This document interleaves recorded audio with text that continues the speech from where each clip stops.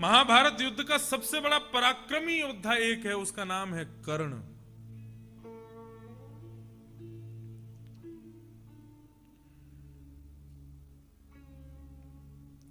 कर्ण इतना बड़ा दानवीर था कि उससे जो कोई भी कुछ भी मांग लेता था, कर्ण तुरंत दे देता था। कर्ण एक राक्षस था पहले। उसके पास में सूर्य की आज्ञा से 1000 कवच थे। कितने कवच थे? 1000, 1000। उसका नाम सहस्त्रबाहु था, जाने क्या नाम याद नहीं आ रहा है। ये नर नारायण भगवान, जो बद्रीनाथ में 2 पर्वत हैं, नर और नारायण। एक है अर्जुन माने नर, नारायण यानी कि श्री कृष्ण। ये नर नारायण रूप में उस सहस्त्रबाहु के साथ में युद्ध करते हैं और हर बार युद्ध में उसका एक कवच काट देते हैं। इन्होंने उसके 999 कवच काट दिए दोनों ने मिलके, उसका एक कवच रह गया था बस। जैसे ही एक कवच रह गया तो सूर्य पुत्र है, सूर्य ने उसको अपने पास छुपा लिया। जब कुंती ने एक संत के द्वारा प्रदत्त श्लोक का गान किया तो सूर्य प्रकट हो गए और सूर्य को ना चाहते हुए भी अपना पुत्र कर्ण उनको देना पड़ा। ये कथा तो पता है ना सबको, कि एक संत ने कुंती की सेवा से प्रसन्न होकर के उनको एक श्लोक दिया था। बोले कि तुम इस श्लोक को गा करके जिस देवता को पुकारोगी वो तुम्हारे सामने आ जाएगा। तो उन्होंने कहा कि ये संत तो ऐसे ही बोलते, कुछ नहीं होता। श्लोक गाया, बोले सूर्य आ जाए, तो सूर्य प्रकट हो गया।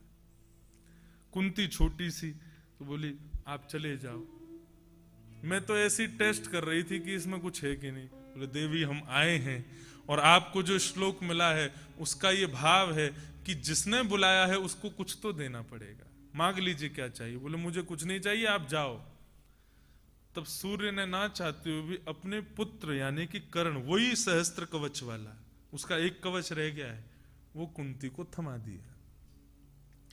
कुंती बोली इतनी छोटी सी अवस्था में मैं छोटे से बालक को पालूंगी, लोग मेरे ऊपर लांछन करेंगे। तो उसने लता पत्रों में लपेट करके और गंगा जी में बहा दिया।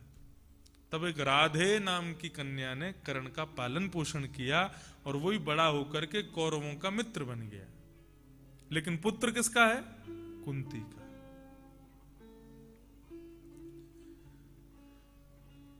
तो कर्ण के पास में एक विद्या है कि वो एक उसका गुण है कि उससे जो कोई भी कुछ मांग ले वो दे देता है। एक कथा आती है कि एक ब्राह्मण था, वो मरने वाला था, तो उसने अपने पुत्र से कहा कि मेरा अंतिम संस्कार चंदन की लकड़ी से करना, चंदन की लकड़ी की चिता होनी चाहिए। ठीक है, ये गए दुर्योधन के पास जाके कहा हमारे पिताजी के अंतिम संस्कार के लिए चंदन की लकड़ी चाहिए। तब दुर्योधन ने कहा चंदन की लकड़ी तो मेरे पास व्यवस्थित नहीं है, लेकिन हाँ तुम कर्ण से मांगोगे तो कर्ण कहीं ना कहीं से दे देगा। कर्ण के महल में गए, कर्ण से जाकर के मांगा कि भाई चंदन की लकड़ी चाहिए पिता के अंतिम संस्कार के लिए। तो कर्ण का पूरे महल में जितनी भी लकड़ियां थी वो चंदन की थी। तो ऐसा वर्णन आया, उसने अपने घर की चौखटें, अपने दीवार के खिड़कियों की चौखटें सब तुड़वा दी उसने, और तुड़वा करके वहां चिता के लिए भेज दी। इतना बड़ा दानवीर था। इंद्र रूप बदल करके रणभूमि में आ गया, ब्राह्मण बन के आ गया। आज कर्ण युद्ध करने के लिए जा रहा था, सामने एक ब्राह्मण को देखा, तुरंत अपने सारथी को कहा रुक जाओ। सारथी बोला महाराज आप कहीं फंस मत जाइएगा, ये ब्राह्मण है और ब्राह्मण को देखते ही आप उसको लुटा देते हैं जो वो मांगता है। कर्ण ने कहा क्या चाहिए विप्र देवता? बोले जो मांगूंगा सो दोगे। बोले जो मांगोगे सो दूंगा। बोले अपने कुंडल और कवच मुझको दे दो। जैसे ही कवच मांगे हैं, कर्ण के नेत्रों से अश्रुधार बहने लगी। बंधुओं, कर्ण का चरित्र इतना निर्मल है। मानव अपने जीवन में पंच आग्नि तापता है। पंच आग्नि तापने का मतलब पता है? 5 बार उसके जीवन में मृत्यु के समान कष्ट आता है और वो उसको पार करना ही पड़ता है। ये शास्त्र आज्ञा है। 5 बार उसके जीवन में, पूरे जीवन काल में 5 बार ऐसी स्थिति आएगी कि मृत्यु से भी ज्यादा गया गुजरा उसका समय आ जाएगा और वो उसको पार करना ही पड़ेगा। उसको बोलते हैं पंचाग्नि तापना। कर्ण के जीवन में वो ये 5वीं अग्नि थी। पहली अग्नि कब आई? बोले जब जन्म लेते ही मां ने उसको खुद से दूर कर दिया, सहा कर्ण ने। जब बड़ा हुआ तब उसको पता चल गया कि कुंती मेरी मां है, तो कभी कभी कुंती से आशीष लेने के लिए जाया करता था। दूसरी अग्नि उसने अपने जीवन में तापी जब द्रौपदी के स्वयंवर में कर्ण गया, और कर्ण इतना पराक्रमी था कि वो केवल मत्स्य भेद नहीं करता, उसके बाण, उसके धनुष से निकला हुआ बाण उस मत्स्य की तो आंख का भेदन करता ही, बल्कि तारामंडल में भी एक मत्स्य है उसका भी भेदन कर देता। और यदि उसका भेदन हो जाता तो प्रलय आ जाती। इसलिए भगवान ने ऐसी लीला रची कि कर्ण को स्वयंवर में प्रवेश ही नहीं करने दिया। पराक्रमी होते हुए भी कर्ण को वहां नहीं आने दिया गया। बोले तुम्हारी जात पात का कुछ पता नहीं है, निकलो यहां से बाहर। दूसरी पंचाग्नि तापी। तीसरी पंचाग्नि तापी जब रणभूमि में प्रवेश कर रहे थे तो ऊपर कुंती खड़ी थी। पहले अर्जुन निकला, अर्जुन ने प्रणाम किया, कुंती ने आशीष दिया विजयी भव। युधिष्ठिर निकला, कुंती ने आशीष दिया विजयी भव। भीम, नकुल, सहदेव निकले, कुंती ने आशीर्वाद दिया विजयी भव। पीछे से कर्ण आने लगा। किसी को नहीं पता है कि वो उसकी मां है, केवल कृष्ण को, कर्ण को और कुंती को, ये तीनों ही का हैं और तीनों ही अद्भुत हैं। इनको पता है कि ये माता पिता हैं, माता पुत्र हैं। कर्ण मन में विचार करने लगा, मेरे 4-5 भाइयों को विजयी भव का आशीष दिया, मुझे भी देगी मां। और जैसे ही रणभूमि में प्रवेश किया, अपनी मां की ओर हाथ जोड़ करके प्रणाम करता है, मां मैं युद्ध करने जा रहा हूं, मुझे आशीर्वाद दो। कुंती के हाथ कांपने लगे, कैसे कह दूं विजयी भव। कुछ नहीं, बस हाथ ऊपर करके आशीर्वाद दिया। तब कर्ण के नेत्र सजल हो गए कि आज भी मुझे अग्नि तापनी पड़े।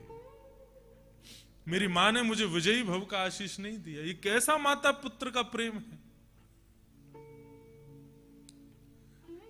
और अब पंचाग्नि तापने के लिए 5वां अग्नि जब इंद्र सामने ब्राह्मण का रूप धारण करके खड़ा और कहता है कि अपने कान के कुंडल और कवच मुझको दे दो, जिससे कर्ण बचेगा, वो ही मांग लिया। तब सारथी पैर पकड़ लेता कर्ण के, प्रभु आप कवच मत दीजिएगा। तब कर्ण अपने सारथी से एक बात कहता है, बोले सामने देख, तू क्या सोच रहा है, इंसानों से लड़ाई हो रही है हमारी? नहीं, इंसान नाराज हो तो उसको मारा जा सकता है, लेकिन यहां अर्जुन के रथ के सारथी के रूप में देव है। देव नाराज है, उसको कैसे मनाऊं मैं? ये कवच होते हुए भी मरना तो मुझको पड़ेगा। तुरंत अपने कानों के कुंडल नोच करके दे दिए, कवच यहां से फाड़ करके दे दिया। प्रसन्न हो गया, बोले अब मृत्यु तो मेरी होगी। ऐसा बलवान था कर्ण कि जब प्रत्यंचा पर धनुष चढ़ा करके जब छोड़ता था तो अर्जुन का रथ 1 इंच पीछे खिसक जाता था। जब अर्जुन का रथ पीछे जाता था, भगवान खड़े होकर के ताली बजाते थे, वाह भाई, कर्ण का बल देखा तुमने? अर्जुन कहता मैं दिखाता हूं। बाण निकाल करके प्रत्यंचा चढ़ा के जैसे कर्ण के रथ पर छोड़ता था तो कर्ण का 10 हाथ पीछे खिसक जाता था। देखा देखा आपने मेरा बल देखा? भगवान बोले हाँ तुम्हारा ठीक है। कर्ण ने फिर से बाण चलाया तो 1 इंच फिर पीछे खिसक गया। बोले मानना पड़ेगा भाई, कर्ण का बल देख रहे हो तुम? अर्जुन बोला तुम साइड किसकी हो, मेरी की उसकी? मैं 10 हाथ पीछे खिसकाता हूं, तुम कहते हो कि हाँ ठीक है। वो 1 इंच खिसकाता, तुम कहते हो बहुत बलवान है। क्या बात है, मतलब वहीं चले जाओ ना तुम भी। भगवान बोले अर्जुन तो शुक्र मना कि मैं और तेरी ध्वजा पर बैठे हुए हनुमान जी अगर कर्ण के रथ में होते ना तो तू कर्ण के रथ को 1 इंच भी पीछे नहीं खिसका पाता। तीनों लोकों का भार लेकर के मैं बैठा हूं और अनंत बलवान हनुमान जी तेरे छत्र पर बैठे हैं। इतना बलवान, इतना बल धारण करके इस रथ को 1 इंच पीछे खिसकाना भी बहुत बड़े पराक्रम की बात है। अर्जुन के कर्ण के रथ पर तो केवल कर्ण खड़ा है, उसको पीछे खिसकाना कोई बड़ी बात नहीं है। कर्ण बहुत बलवान था, लेकिन उसने जीवन में पंचाग्नि तापी। बंधुओं देखो, जीवन में जो कष्ट आते हैं ना, वो कष्ट को अग्नि की तरह ही समझना, वो आपको झेलनी ही पड़ेगी। स्वामी विवेकानंद कहते हैं, यदि आपके जीवन में प्रतिकूल परिस्थिति नहीं आ रही है तो आप कुछ गलत कर रहे हो। कितनी बड़ी बात। सब कुछ आपके अनुकूल हो रहा है, जैसा आप चाहते हो सब कुछ वैसा हो रहा है, तो समझ लेना कुछ तो गड़बड़ है। और आप जैसा करते हो उसका विपरीत होता है, उल्टा होता है, तो समझ लेना अब सब ठीक है। मतलब विपत्तियां आ रही हैं तो इसका मतलब ठीक है, भगवान की कृपा है, भगवान देख रहे हैं।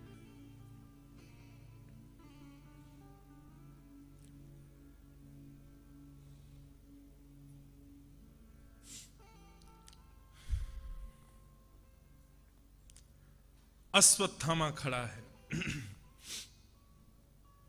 बोले कृष्ण है उनके साथ, नहीं मार पाओगे तुम 5 पांडवों को। अश्वत्थामा ने कहा एक बार विश्वास करके तो देखो, मैं मार दूंगा। अश्वत्थामा रात्रि में सोते हुए 5 पांडवों के शिविर में प्रवेश कर गया। भगवान को पहले ही पता चल गया था अश्वत्थामा आने वाला है, तो पांडवों को उठा करके कहीं और ले गए। लेकिन द्रौपदी के 5 पुत्र वहीं सो रहे थे। सोते हुए 5 पुत्रों को अंधेरे के कारण उसने सोचा कि ये शायद 5 पांडव हैं। तलवार निकाल करके उनके सर धड़ से अलग कर दिए और एक थैले में लेकर के पहुंच गया रणभूमि में दिखाने के लिए। दुर्योधन ने कहा क्या हुआ? बोले मार दिया 5 को। बोले तुम तो ऐसे कह रहे हो गाजर मूली तोड़ के आए हो। अरे महाभारत युद्ध की बड़ी बड़ी तिमिंगिल मछलियां भीष्म पितामह आदि भी जिनका बाल बांका नहीं कर सके, तुमने मार दिया उनको। बोले मुझे पता था तुम विश्वास नहीं करोगे, इसलिए उनके सर लेके आया हूं, दिखाओ। प्रकाश में जैसे सरों को देखा, दुर्योधन कहने लगा मूर्ख, ये 5 पांडव नहीं है, ये द्रौपदी के 5 बालक हैं। अरे अब तो हमारे कुल में, खानदान में कोई तर्पण करने वाला भी नहीं बचा, सब मर गए, केवल 5 पांडव बचे हैं। और अर्जुन के पुत्र अभिमन्यु की पत्नी गर्भवती है, उसका बालक बचा है। और बस इसी विरह को सोचते सोचते दुर्योधन ने अपने प्राण त्याग दिए। पूरे हस्तिनापुर को रात भर में सजाया गया था, दूसरे दिन पांडवों का राज्याभिषेक होने वाला था, लेकिन यहां तो मातम बन रहा है। प्रातःकाल उठते ही क्या देखा? शिविर में से रक्त की धार बह रही है, द्रौपदी के 5 पुत्र मरे हुए पड़े हैं। अर्जुन का क्रोध प्रचंड हो गया, द्रौपदी को आश्वासन देने लगा, मैं कसम खाता हूं जिसने तुम्हारे बालकों को मारा है उसके रक्त से तुम्हारा अभिषेक करूंगा मैं। भगवान उसका हाथ पकड़ रहे हैं, बोले अर्जुन नहीं, ऐसे नहीं बोलते, क्रोध में कोई निर्णय नहीं लेते। अर्जुन बोला आज मुझे बोलने दो कृष्ण, आज तो मैं जीवित नहीं छोड़ूंगा। निर्दोष बालकों को मार दिया सोते हुए। भगवान बोले कोई बात नहीं, बाद में लौट के तू मेरे पास ही आएगा तू। 3 लोग बचे थे, कृतवर्मा, अश्वत्थामा और एक और बचा था। कृतवर्मा के पास गए तो पता चला उसने तो किया ही नहीं है, तब बचा अश्वत्थामा। भगवान को भी संदेह होगा, बोले अश्वत्थामा ने ही किया है। जैसे ही अश्वत्थामा के पास जाने लगे, अश्वत्थामा को लगा इनको पता चल गया है मैंने मारा है, तुरंत अपने धनुष बाण लेकर के रथ में बैठ करके दौड़ने लगा कायरों की तरह। भगवान बोले अर्जुन इसने ही मारा है, कायरों की तरह भाग रहा है। अश्वत्थामा ने कुछ नहीं देखा, अपना बाण निकाल करके ब्रह्मास्त्र का अभिमंत्रित करके हुए अर्जुन की ओर छोड़ दिया। सूर्य के समान तेज प्रकट होने लगा। अश्वत्थामा का ब्रह्मास्त्र अर्जुन की ओर जाने लगा। भगवान के चरण पकड़ लिए, बोले मुझे बचाओ। बोले तू भी ब्रह्मास्त्र छोड़। अर्जुन ने भी ब्रह्मास्त्र छोड़ा। दोनों टकराकर शांत हो गए, समाप्त हो गए। अर्जुन ने दौड़ करके अश्वत्थामा के केशों को पकड़ लिया, उसके हाथों को बांध करके रथ के चक्के से बांध दिया और घसीटते हुए लेके जा रहा है। कौन है अश्वत्थामा? हर हर महादेव से भक्तों को आप सबका मेरे YouTube चैनल में स्वागत है। हमने पूज्य इंद्रेश उपाध्याय जी के श्रीमुख से बहुत ही अद्भुत प्रसंग का सेवन किया। अगर आपको ये वीडियो अच्छा लगा हो तो प्लीज़ वीडियो को लाइक कमेंट जरूर करें और ऐसे ही वीडियो देखने के लिए चैनल को सब्सक्राइब करें। हर हर महादेव। धन्यवाद।